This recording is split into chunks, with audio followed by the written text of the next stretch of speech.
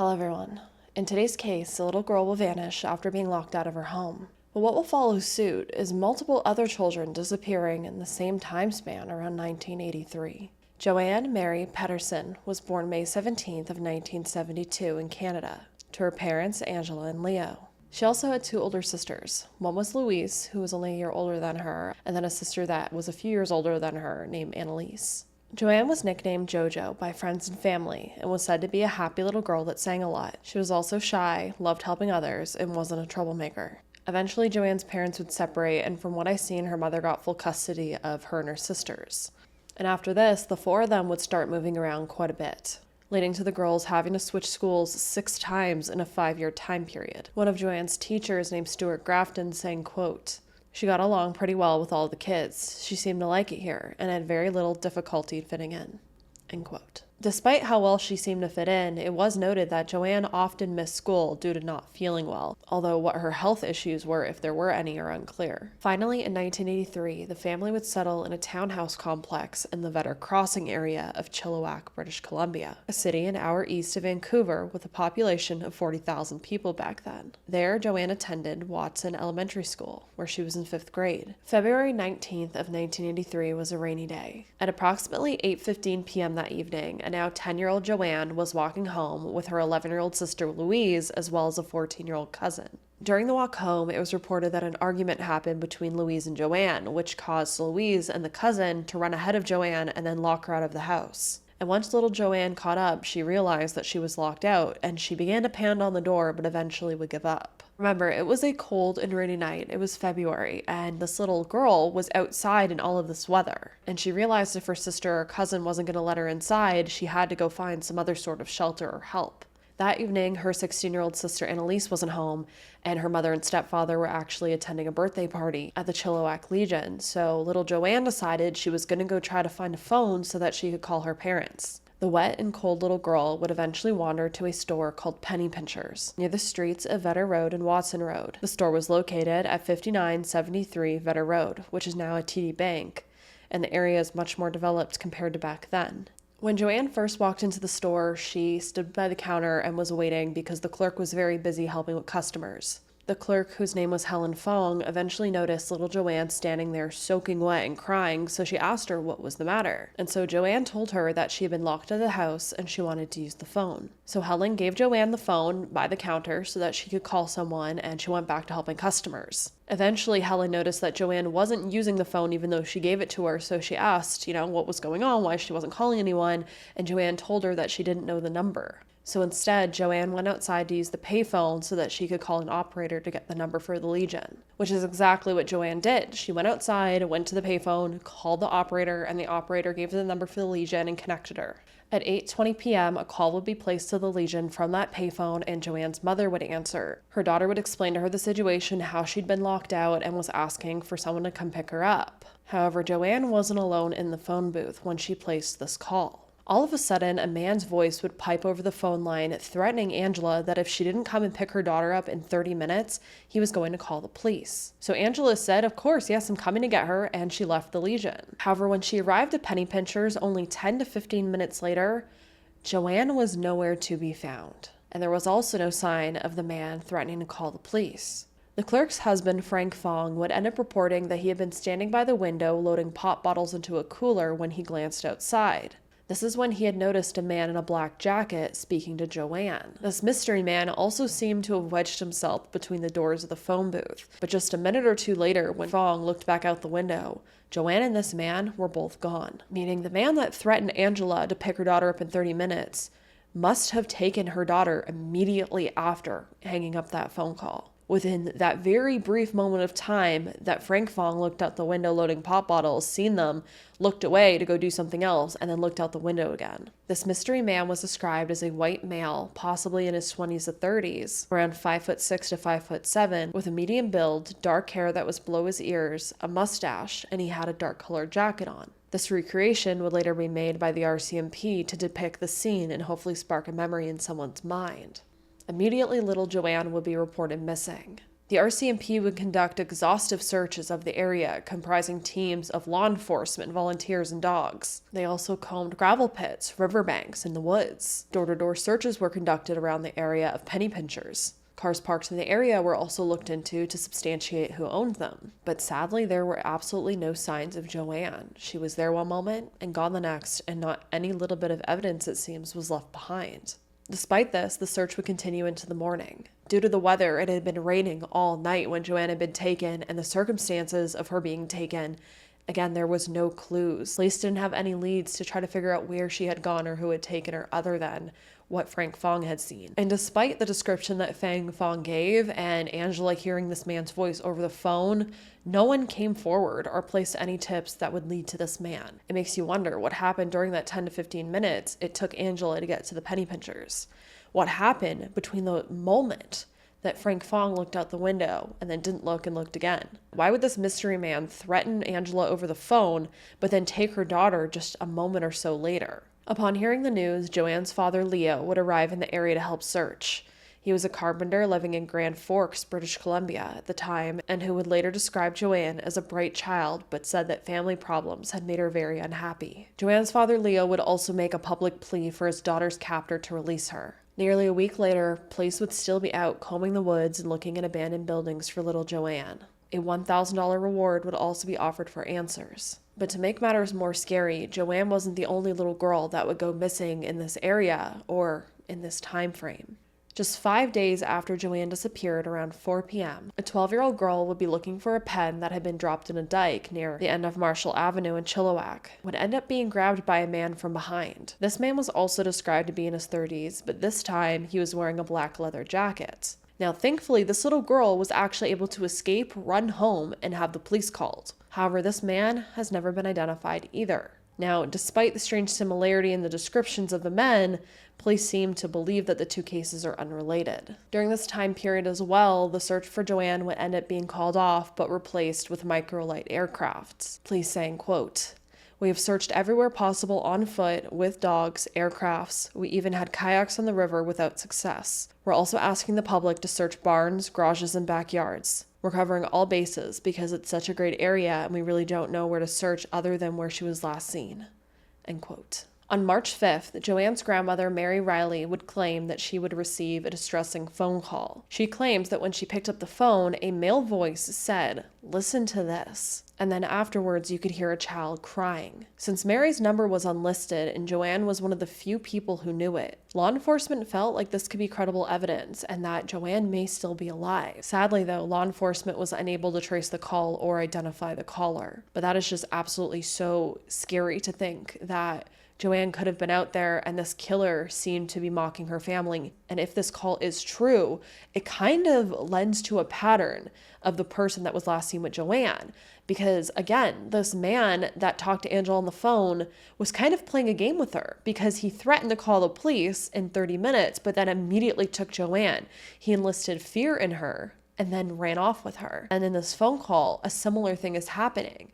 The killer seems to be toying with the family, making them listen to little Joanne crying over the phone, or at least a child crying. Now, there are so many times where just random people call family members. I don't know why they do it. They prank call them, and it's absolutely sick. But the fact that Mary's number was unlisted and not many people knew it, it really does make it more credible, like police said, that this could be possible evidence. Now, Joanne's disappearance scared a lot of the local parents. As we often talk about a lot of these cases, in the 70s and 80s, kids were allowed to pretty much wander around without parental supervision. Now, again, not all parents. I get messages all the time where parents say they didn't allow their kids to wander around in that time frame, or as kids, they weren't allowed to. But you have to admit, it was definitely normal back then compared to now. And it's instances like these cases, like with Joanne and other young children like this that were kidnapped, that led to us nowadays in present time being more wary about letting our children wander around alone outside. And after Joanne disappeared, many of the parents of Joanne's friends began making their children walk around in pairs and began making their kids come home right after school or as soon as it got dark, which you know the old saying of knowing it was time to come home when the streetlights came on. Now, I already talked about one other case of a little girl almost being kidnapped, but we have another case of a girl who actually was. because Joanne wasn't the only little girl to vanish from that area. 7-year-old Terri Lynn Scalf would also be seen in an area not too far away for the very last time that year. Terri Lynn Scalf was born August 11th of 1975 and described as cute and outgoing. On July 24th of 1983, around 12:30 p.m., Terri would go missing from her townhouse complex in Aldergrove, approximately 30 miles away from Chilliwack, after leaving barefoot to play outside with her friends. She'd last be seen in the vicinity of 27456 32nd Avenue. The search for Terri was said to be extensive, with nearly every resident in Aldergrove interviewed and spoken to by police. Volunteers from Central Fraser Valley, Search and Rescue, Langley RCMP, Canadian Force personnel, and hundreds of friends and neighbors would cover the area looking for Terri. But just like in Joanne's case, there was absolutely no evidence or sign of what happened to this little girl. Her mother Pam saying, quote, "We just keep waiting and hoping here. We'll never give up hoping. I'll doze off for a minute, but then I'll hear a car driving into the complex or out on the street and I'll say, maybe they're going to come to my door. Maybe they've got news. Once she's home, then I can sleep." End quote. Now, a witness would eventually come forward, placing Terri near her home closer to the 4 p.m. time frame. So I've seen both 12:30 stated now and 4 p.m., so it seems kind of unclear. But this would lead to more searches through fields and open areas north of the complex. A month later, a reward for $1,000 would be released by the Royal Canadian Legion in Aldergrove for information leading to the return of Terri. Police would later say that despite Terri's case not being classified as a homicide, it's widely been thought that she was kidnapped and murdered by a PDF file. They even ended up having a man in their crosshairs who was a convicted PDF file from the area of Langley. However, they didn't have any evidence to charge him. Her grandmother, Dot Atkinson, would later say the family also believed that little Terri was dead, and their hope at this point was that her body could be recovered and that they could bury her. Another closely related case is the disappearance of 6-year-old Tanya Morell, which I've also covered her case and I recommend you check it out. Tanya disappeared in January of 1983, so not long before Joanne did, and then later little Terri did. In Tanya's case, she was essentially walking down the street home from school in broad daylight when she disappeared. In 2008, Joanne's mother Angela would make another plea for the mystery man to come forward, saying, quote, "As a mother, I have suffered very much through the years. I really miss Joanne." End quote. However, in 2011, an anonymous letter would end up being sent to the Chilliwack RCMP, and this letter was about Joanne's disappearance, and apparently it did generate some tips. However, this mystery man was still never found. Police did seem to have suspicions, though, that the man was living in the Fraser Valley and was aware of the media coverage. In 2018, an age progression photo of Joanne would be made depicting how she would look around the age of 45. Now, here's something that I found very strange about Joanne's case. After decades of this mystery man not coming forward and also being the last person seen with Joanne, apparently consultations with behavioral scientists led the RCMP to now think that this mystery man in the dark jacket was no longer a suspect and that he was simply just trying to help Joanne. And from what I've read, they may have identified the mystery man. I don't know, when I read that, I was very confused. And it's all very odd in my opinion if that is true. Let me know down below if what I read is incorrect. Why would this mystery man, if he was just trying to help, not come forward for decades? If this mystery man, the man that talked to Angela on the phone and threatened her, was simply trying to help a lost child, why wouldn't he just stand around and wait for her mother to come pick her up? Why would he disappear with her just a minute later after threatening to call the police in 30 minutes? It just doesn't make sense to me. And what are the chances that he made this threat and then just left? Because what's the point of that then? Put someone else in literally like a minute time period. Because again, Frank Fong was looking out the window. And if he was simply just trying to help, why wouldn't he come forward right away and tell police? Why drag this out for decades? Why waste all of police's resources trying to find him and misleading the investigation, in my opinion? Because he is the one suspect in this case, it seems like. So why waste decades if you were just a bystander trying to be helpful to a little girl? It doesn't make sense to me. Now, there were other suspects throughout the years, of course, other PDF files in the area, and one was a man named Horace Otten, known as the paper bag R-word. And that is because in July of 1987, Horace would end up being convicted of 2 counts of SA, 6 counts of indecent assault against a female, and 6 counts of assault with a weapon. Keep in mind, most of his victims were girls under the age of 14. So he was a PDF file. And 2 of his victims were 11-year-old girls from Langley. On April 27th of 1985, the 2 friends were taking a shortcut home from a corner store when they were grabbed and essayed by Horace. Now, Horace wasn't only a suspect in Joanne's case, but he's also a suspect in Terri's case. And going through articles, a 3rd suspect arose, another PDF file by the name of Dennis Eldon Doddington. Dennis was said to be a career criminal, racking up charges for things from auto theft, breaking and entering, prison escapes, weapon offenses, and then he went on to begin essaying boys and girls as young as the age of 6. And Dennis would actually be the one to place himself under the radar in Terri's disappearance, telling police that he actually frequently visited the complex that Terri lived at. And he then recalls seeing Terri just hours before she disappeared. On one occasion, he claimed to have offered children at the complex money as a reward for finding a lost puppy. Dennis stating, quote, "So who comes up with this dog but little Terri? I think I gave her $2 or $3 for finding the dog, and that's how I met her."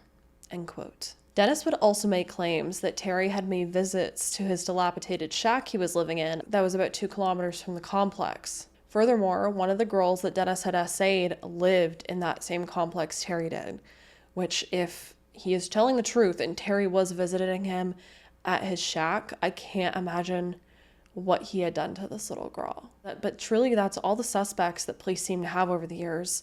A list of PDF files, which is so scary, and then that mystery man. And I do still find it very strange that the girl that escaped, the description of that man that she gave was very similar to the description that Fang Fong gave of the man last seen with Joanne. Let's take one more good look at Joanne and Terri, because they both may still be out there, or you may recognize their faces, you may recognize their descriptions, even back in the 80s. Joanne is described as being 4 foot 6 inches tall, around 85 pounds, with light brown hair and hazel eyes.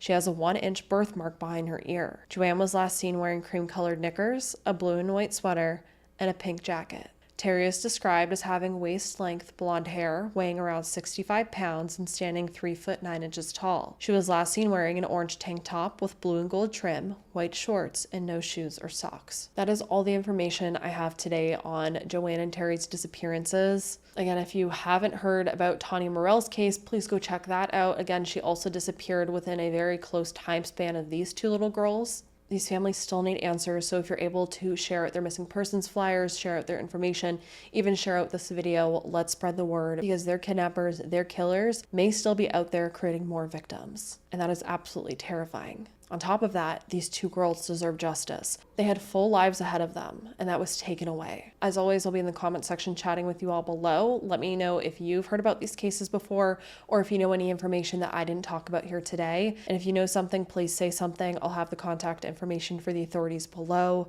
And as always, I hope you all stay safe out there, lock your windows and doors, and I hope to see you in the next video.